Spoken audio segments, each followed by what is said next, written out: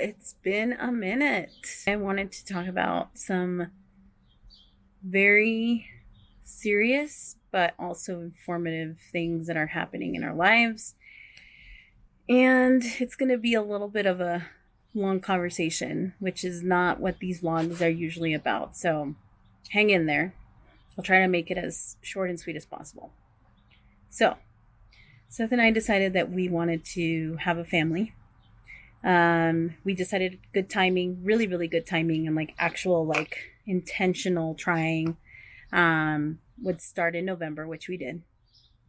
Fast forward to January, and at that point, like we hadn't, I mean, to be honest, I hadn't really put the effort of like looking at ovulation days because that's a thing. I'll spare you from the details, but basically, women can tell about a week or so of when they are ovulating. In other words, when they're most fertile. And so I decided that I would try and start figuring out when that is for me. So I bought an ovulation kit on Amazon and really was intentional about checking my ovulation strips. They're ovulation strips. Kind of a hassle, but at the same time, like it's a good way to predict when those things happen. So we started using these ovulation strips and I figured it out. So we started using those and then we started trying with that intention. And before you know it, we got pregnant, I want to say in April.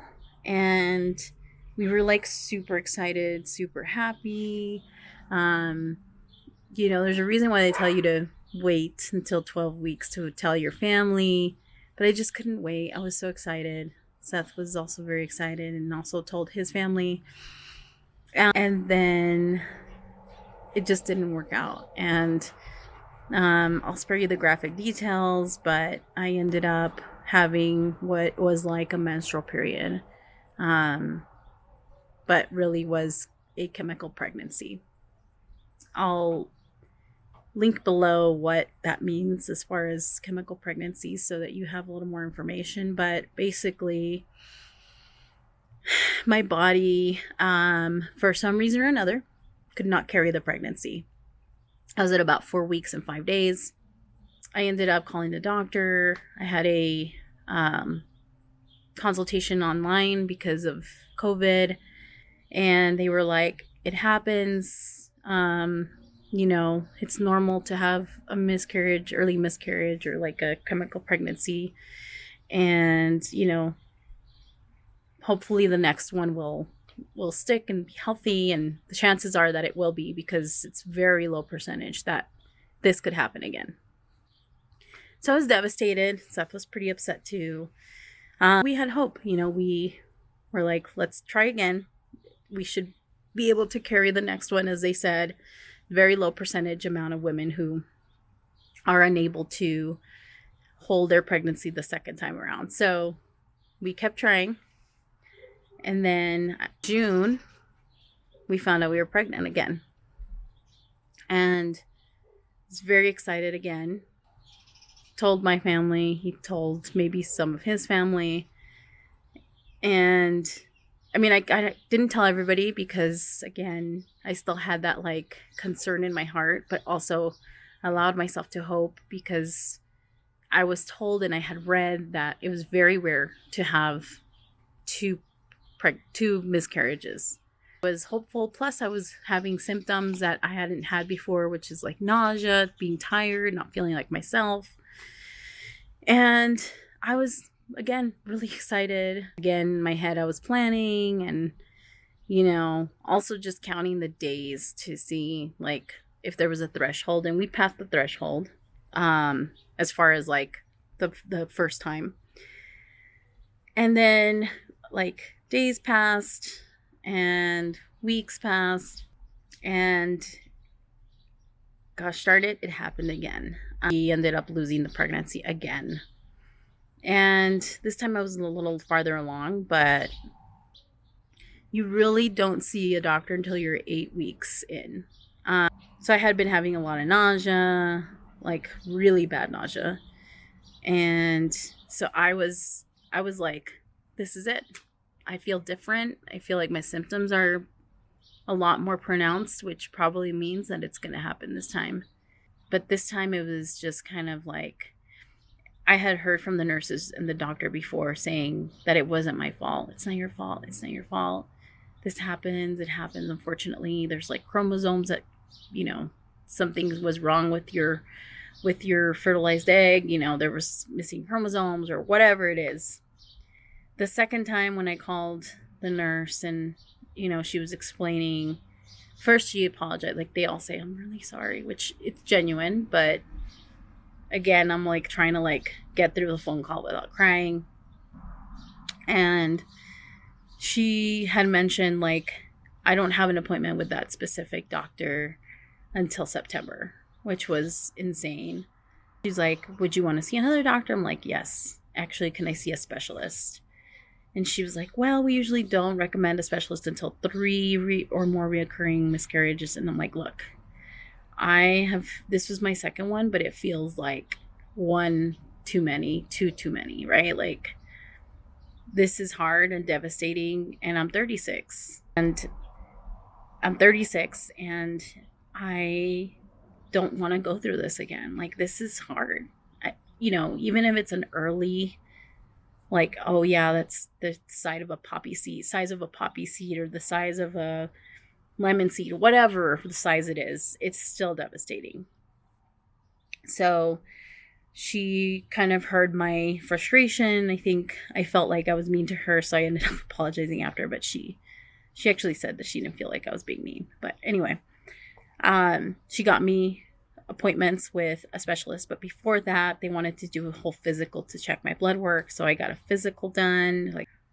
So I got those done, and then I had a sonogram and ultrasound and all the things to see how everything's working, and also genetic testing, which I'm still waiting on.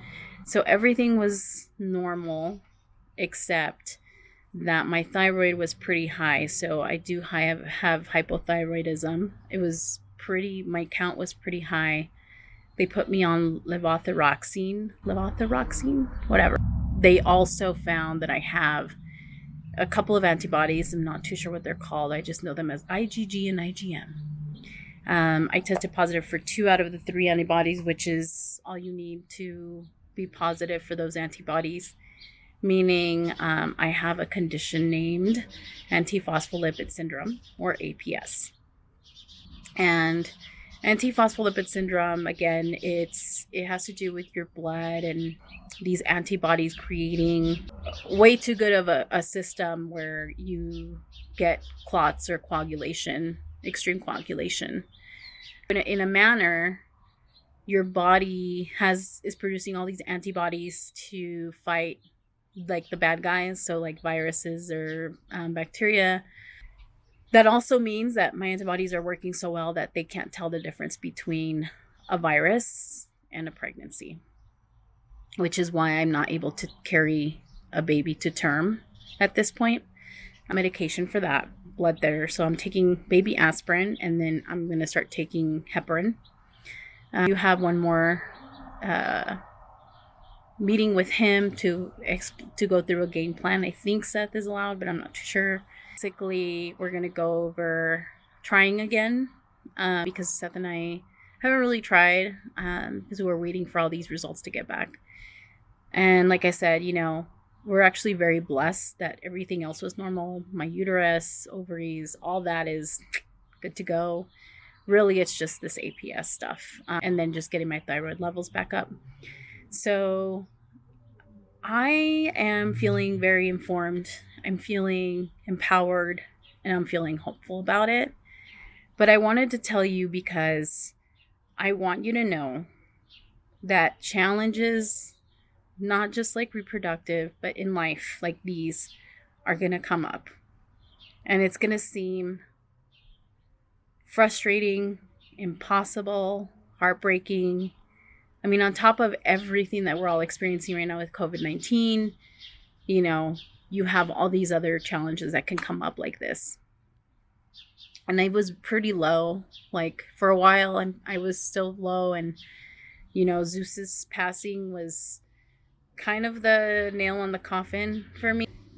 At the same time, I am realizing how strong I am, and I feel like as women, we're badasses, or what I call in Spanish, chingonas. Like, seriously, like we go through so much shit. So hang in there. I know more about these things. Like, send me a comment, send me an email. I'll put my email at the bottom as well. Like, I'm happy to talk about what happened in the process that I'm in. So there's a lot to it, but we're hopeful, we're excited for the future, and I hope you are too, because my mom always says that la esperanza es la última que se va. The hope is the last to go. So I'm holding on to that hope. All right. I'm going to show you what we did the rest of the week. My old office crap. Maybe I should throw this stuff away, babe. You rule with the Supreme Court justices. Oh, such a great card. Okay. Putting it away. Nice. That's in 3.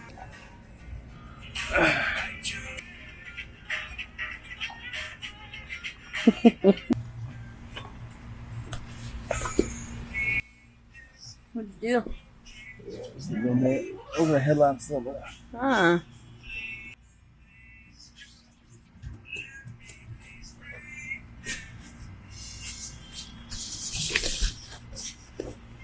Definitely need the fan.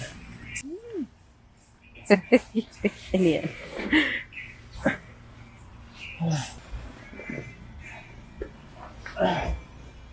Just Turn off the lights here. hold on. Yeah.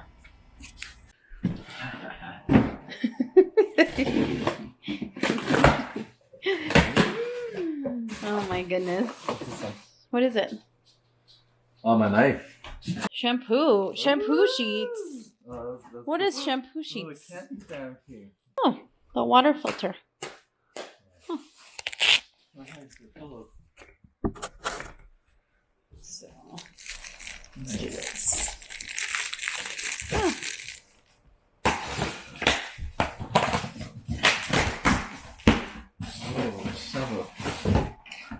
How do you open this? Oh, there you go. Oh, oh.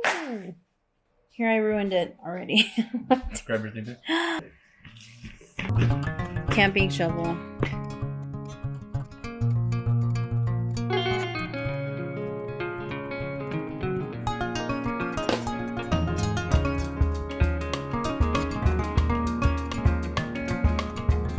Thanks for watching.